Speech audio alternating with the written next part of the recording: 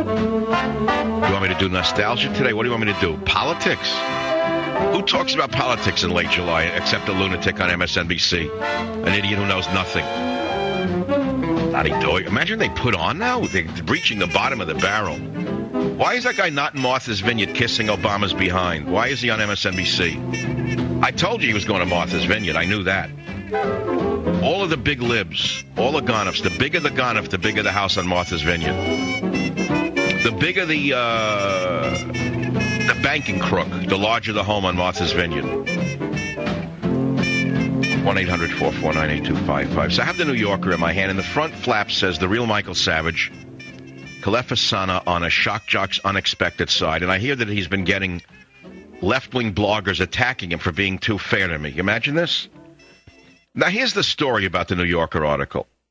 Yes, it's made me happy because it shows who I really am as a recording artist, as a talk show host, that there's more than just what you think you're hearing. That's number one. That there's a lot of depth to it, but you have to have an ear for it to understand the depth.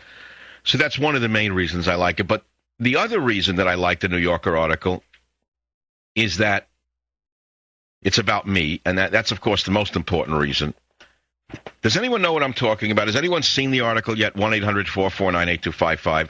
Is it a big deal? Yes. Two reasons. I want you to comprehend something. I've had 4 or 5 New York Times bestsellers. I have the 3rd largest radio show in America. I've been on the air 15 years. The Weekly Standard pretends I don't exist. The National Review pretends I don't exist. Conservative websites pretend I don't exist. Isn't it ironic, to use a liberal word? It's not really a liberal word, a word used by a lot of libs. They like the word irony. In college, they learn irony. They think everything that's ironic is funny. They don't understand that irony is only one form of humor, but to them, everything is ironic. It's like that woman, Pat, on MSNBC, the sexually ambiguous Pat. I forget her name. Don't want to know her name. The one who looks like that movie, Pat.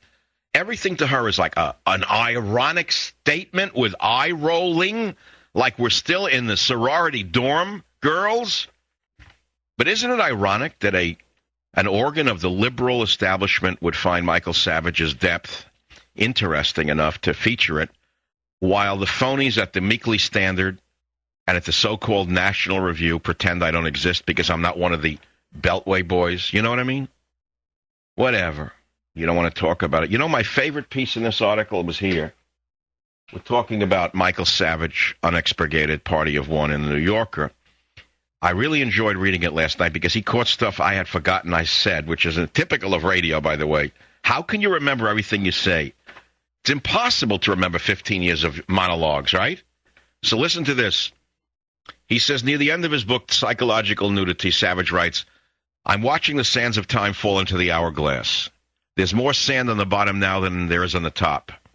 And he makes references to his own death with startling frequency, a few times an hour, week after week. That's true.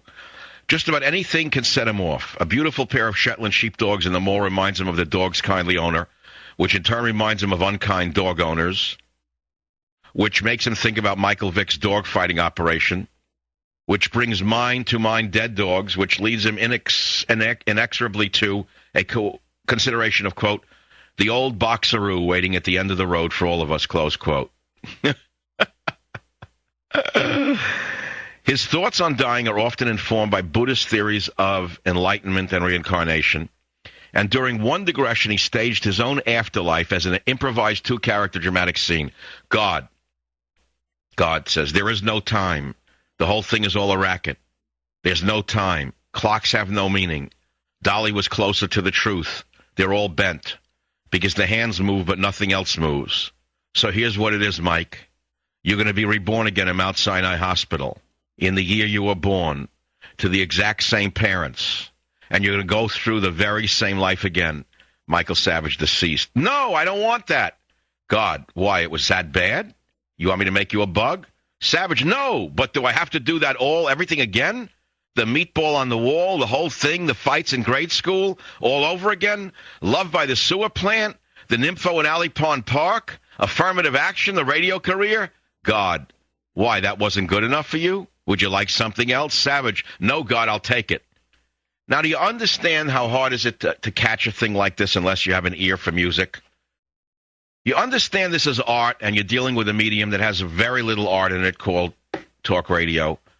But here's the question for you. What's the question for you? Here's the question for you on the Savage Nation today. What's the question for you? What could be the question for you? What question could I ask of you today? Tell me what question there is for me to ask of you that will be of interest to me. I'll be right back. Savage.